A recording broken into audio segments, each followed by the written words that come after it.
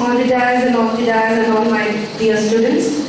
I feel very proud to read out the biography of our chief guest till the date. As Project Director, DRDA Adilabad, Joint Collector Anantapur, Joint Collector Warangal, District Collector and Magistrate Karimnagar District, Managing Director MARKFED, Hyderabad, Commissioner Information and Public Relations and Managing Directors, AP State Film, TV, Theatre Development Corporation, Project Director, AP State AIDS Control Society, Commissioner and ex-officio Secretary, Disaster Management, Revenue Government of AP, Commissioner of Civil Supplies and EO Secretary to Government Consumer Affairs, Food and Civil Suppliers, Department Government of Telangana. Sir has attended many conferences and trainings and honored with many awards. What not, everything has done. Thank you, sir. Thank you for coming.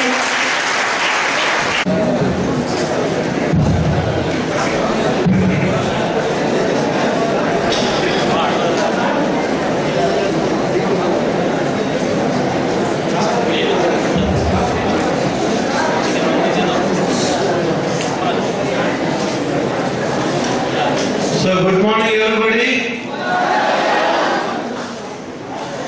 Being son of this soil, I had a very strong desire of visiting this college because the people who have made a mark in their lives and who hail from Nizamabad district, you ask anybody, when you have your college education, then they will say Giraj College only.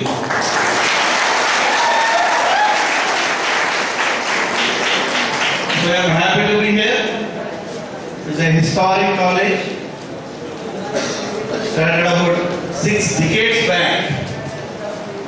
Now its age is 60 years. But looks quite vibrant and youthful. I am happy that the hall is shared by equally by girls and boys. So I am proud to say that this is one of the pioneering institutions in this entire region, known for its quality of education.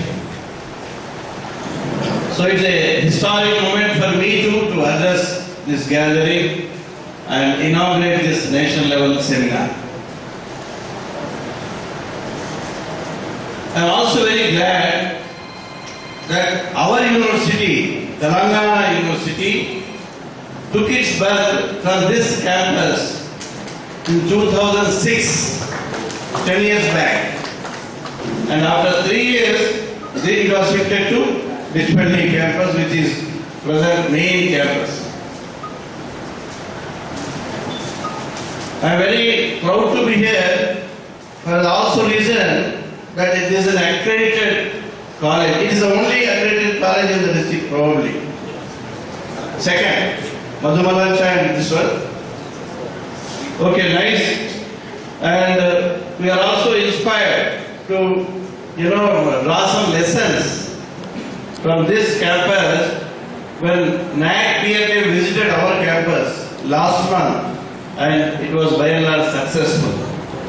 So we are just hoping that we'll be accredited soon, and then Telangana University will be the only university in the entire state of Telangana to be an accredited university, because Usmania and Kakatiya, they lost their accreditation and they have lapsed. So that way it will be proud moment, historic moment from Telangana University. Maybe next 1 or 2 months we are waiting for that good news and we will be sharing that good news with you. So known for its excellent alumni, I hope the college must be holding regular alumni meets. Very, very important. And this being 60th year, I am requesting the principal of this college, faculty, staff and entire student community to celebrate this event of completion of 60 years. It's a good occasion. And definitely Telangana University will be supporting your program directly or indirectly, so that it is a good event which can inspire the students who are studying here. It looks like a mini university for me. When I inquired with the principal, what is this term? He mentioned 3,500 and he says another 400 PG students. So it's a mini university which every one of you must be proud of it. Anyway, coming to the English, which is known as language of the globe, which is also a lingua franca for the entire modern world. So this is very, very important occasion that several students are participating in this seminar with a lot of enthusiasm. Definitely, English is a game changer in your life. Please be aware of this. So English is not just literature, it's a game changer and it is life changer for all of you. And to learn English, one must have a passion. One must have a commitment. I hope this seminar will succeed in inspiring all of you to learn good English. And I wish good success for this seminar. Generally, there is one word which is under circulation these days. If you do not know English, you are treated as illiterate. Not illiterate, illiterate. So please be sure that you do not become illiterate in the modern world. So for your career, English is very, very important.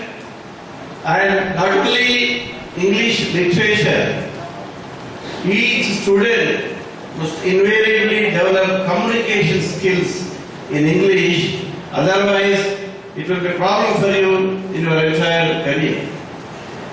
So please remember this before I talk about the content about this, contribution of various people in the 19th century. In the introduction it was mentioned, Indian English writing. They also call it Indo-Anglian, isn't it? Indo-Anglian they used to call it. They mentioned that 1930s English is made visible in our country.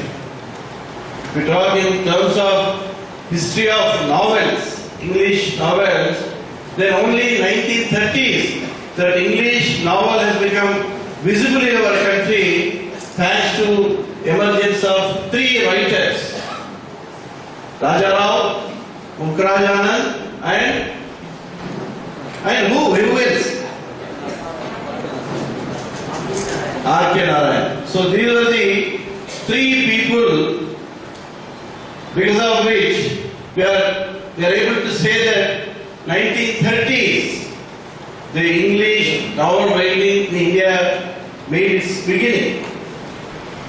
Though for technical reasons we can say that Bankim Chandra Chattopadhyay, who wrote one novel, Raj Mohan's Wife, in 1864. So as per the records, that is said to be the first English novel in our country. Anyway, if you want to really analyze the literary history of any language, the literature itself, the literature per se, is not self-containing. The literature is nothing but it is a reflection of the times, reflection of the milieu, the socio-economic, political, cultural, psychological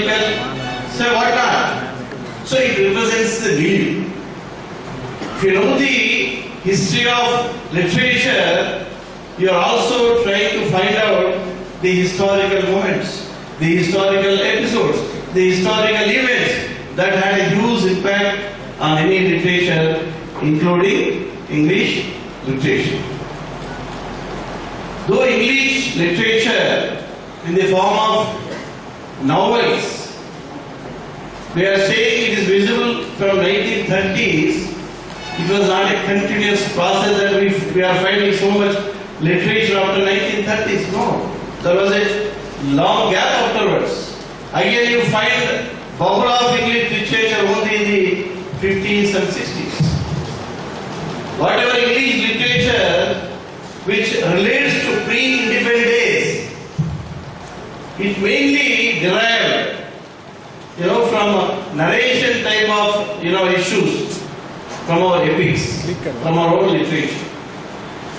People say that you are able to convey whatever thoughts you have, whatever you like to convey, they are thoughts of your own, but it's an alien language. One also says that this language is more of a intellectual maker rather than emotional maker.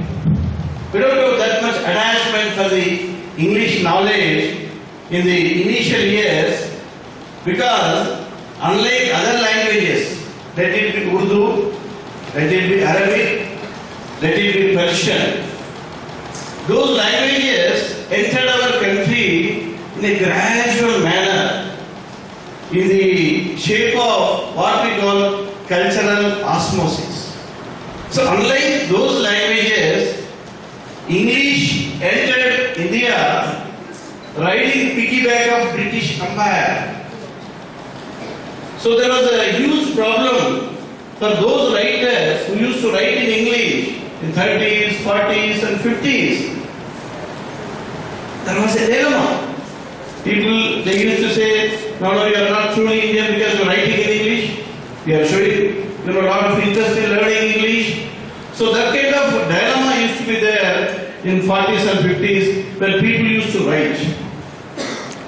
In fact, if you analyze the awards, very, very important international awards, particularly the Man Booker Prize, you find that the Indians got awards, but most of them are not resident Indians. V.S. Naipaul is also Nobel laureate. He was born in Trinidad, a very poverty-ridden, obscure family, and there's almost, we can take him as #1 writer of our country. But he's not an Indian. Salman Rushdie, though his origins, we can trace them back to Kashmir. He wrote Midnight's Children novel, which has become a magnum opus, which has become a pathfinder for the future writers. He got Booker Prize in 1981, and after Midnight's Children book, which electrified the English population, the new generation of writers kept coming in 80s and 90s. And we can say Arundhati Roy is the first Indian writer who got Man Booker Prize. And with Arundhati Roy, the enthusiasm among Indians grew that we should write in English. That's how 80s and 90s represented a boom in English writing. We can quote any number of authors whose books they brought laurels, they brought accolades, they brought a lot of awards. And important authors being non-resident Indians. Some more examples may be Amitav Ghosh, Prison of Circle, is also American based. Then was Parsi, Misri, Rohinton Misri, was Canada based. His novel, what was that name? Fine balance, family matters. Fine balance also got Man Booker Prize. So there are, I don't know, maybe 9, 10, 12, I don't know how many authors, Indian authors, they got the Man Booker Prize, but majority of them were non-resident Indians. Some of the writers of English language, though they are Indians, they were criticized for one reason. What is that criticism? To take example of, say, Shobha De, who is a very popular columnist now in all the major newspapers and magazines. For that matter, Kiran Desai, like these people, there was a very strong criticism. They are mostly cosmopolitan and they don't have roots in our country.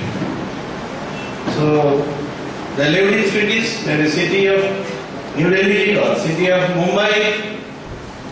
They were only imagining conditions of our country and started writing about poverty, illiteracy, so many issues relating to Indian culture and civilization, but they didn't live with people. They didn't share their thoughts with the people. They were only assuming, imagining, and writing those books. That was also very strong criticism against several authors, because basically, being rural people, like all of us, we are not good at English, isn't it? We are very poor in communicating English because of our background, because of our social background, because of our rural milieu in which we live. Nobody speaks English in the village. Because if you want to learn English, you must have passion. Where is the environment or atmosphere for learning English in the villages? No scope. It's only in major towns, maybe some of the district headquarters, or only in metropolitan cities that they go for corporate education, they study in English medium, and that's how they learn English, and they also start writing books. Literature was impacted in the history of mankind by various events, by various philosophers, by various thinkers. If you want me to quote one of the example, today World War I. World War I took place between 1914 and 1918. That was the period. And that was the period the center of power was shifted from Europe or Britain to USA. For the first time, USA has become number one power center in the world after completion of this World War I, because the Western forces won World War I with the help of USA. And that had a huge impact on the writers. Otherwise, they were all in the influence of Greek and Roman philosophers. Maybe Socrates, maybe Aristotle, maybe Plato. And they were thinking that human life is determined by logic and rational. Logic and rational. And world was shocked in 1918 when with lot of power, with loss of so much human power, lakhs of people died in World War I. Then everybody was thinking, what is this? What is the value of humanism? When we talk of humanism, what is happening to this? And World War II also huge impact on the minds of the people who are writing. Because during that World War, one entire city was smashed. Nagasaki, Hiroshima, entire city, lakhs of people were obliterated with just one atom bomb. And this had a huge impact on the minds of the writers, irrespective of any language. So when you write something, when you go through literature, you should not only go through the literary content, you have to analyze the circumstances, those times under which this writings took birth. One day, Sigmund Freud was born. He said, dreams are also correct. He said something about subconscious. He spoke about illuminations, vision. So the theory which was embracing all the people those times, like Socrates and Plato, those days the literature used to be organic. It used to be only linear kind of literature. When it got ripples because of this impact of Sigmund Freud, for that matter Darwin broke the record. For the first time, he said the biological origin of man is wrong. Human being is equal to all other species on this universe. It's like any other species. Only thing that his brain is developed and is highly evolved human being. But it's like any other species. So this kind of inventions, this kind of ideas, this kind of great thinkers, philosophers have broken the linear growth of literature. And literature has become inorganic. Lot of interruptions, patchwork. Literature also evolved from one form to another form. Now this generation, you started writing something. In the historical days, you started with epic writing. After some time, you have exhausted that form of literature. Then you have gone for dramatism. You have exhausted that literary form. You have gone for poetry. You have exhausted it. You have gone for novelty. That also you exhausted it. You have gone for storytelling. Small stories. Because ultimately, as the ages went on, people are thinking of utility, value of literature. If you pick up a book of, say, Wordsworth, Keats, Shelley, Shakespeare, what is the relevance for the present day society? People have started thinking about it. What is that we can convey to the people who are just surrounding us? I am writing a book. If it is not relevant for all of you, what is its use? So this is called utilitarian concept of literature. People started thinking about utility of whatever they wrote. Now in the modern literature, we are seeing emergence of Dalit literature in the last 2-3 years. Feminist literature. So many streams, so many trends are coming which are reflecting our times, which are reflecting the events which take place as part of history. So literature also reflects the growth of civilization, the growth of culture. The way the science and technology has evolved. We own for science fiction. Alvin Toffler, what is his name? Alvin Toffler. Future growth, Alvin Toffler. Science fiction. It has become a very big hit.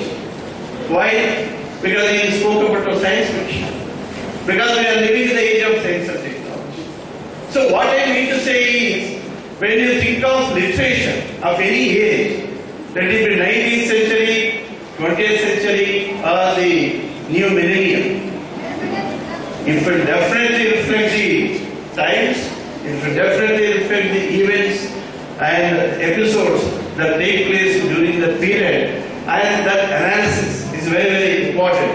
If you want to shine as an author now, you have to pick up the pulse. What is the pulse of the people? Why Salman Rushdie's Midnight Children became a big hit? It was called magic. What is it? Magic realism. Rushdie's writings are conceptualized as magical realism. So that's how you have to understand literature, including English literature. So we have so many good authors, and some of them produced a very, very commercial, hits kind of novels. It may be Vikram Seth, The Suitable Boy. What was the first book? Vikram Seth? It was also a commercial hit. Kiran Desai. There are all the authors.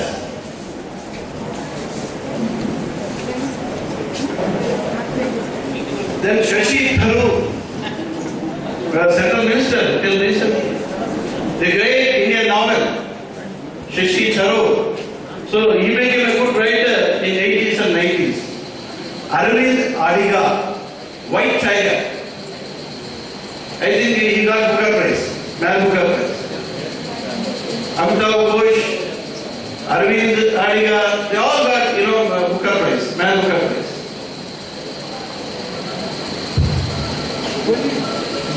So in the present day, maybe you are familiar more with Chetan Bhagat. Three mistakes of life. 2 states, revolution, they are very, very powerful. So Chetan Bhagat has set a different trend. Now he represents youth icon. He talks about marriages, he talks about our social problem, he talks about youth. What was that novel? Namesake. Who was that lady? Jhumpa Lahiri. She is also non-resident Indian.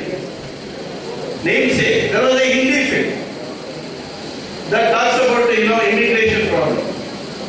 The boy is coming from a weak background and immigration background.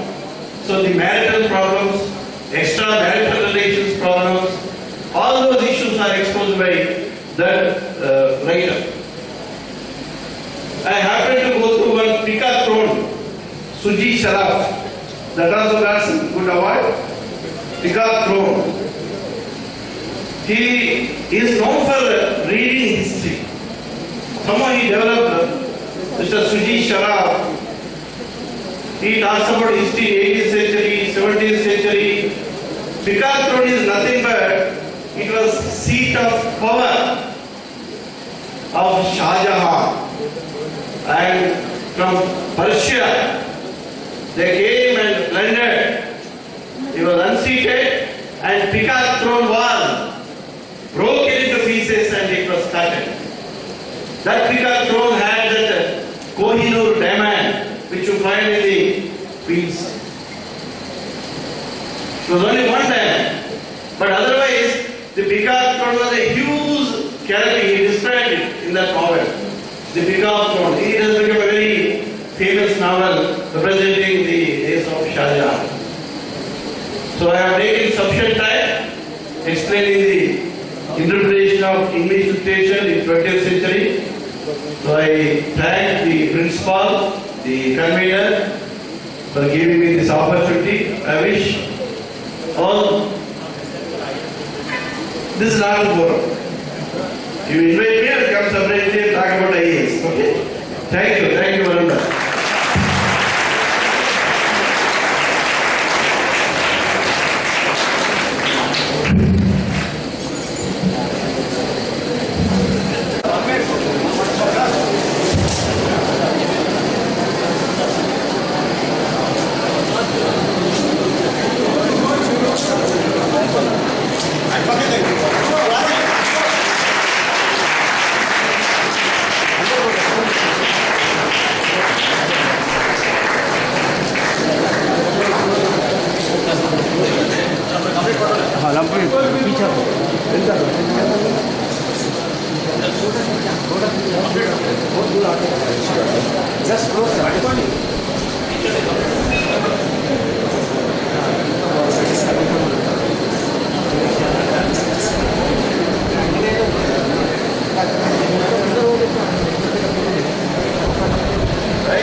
Sir, 1 minute, sir.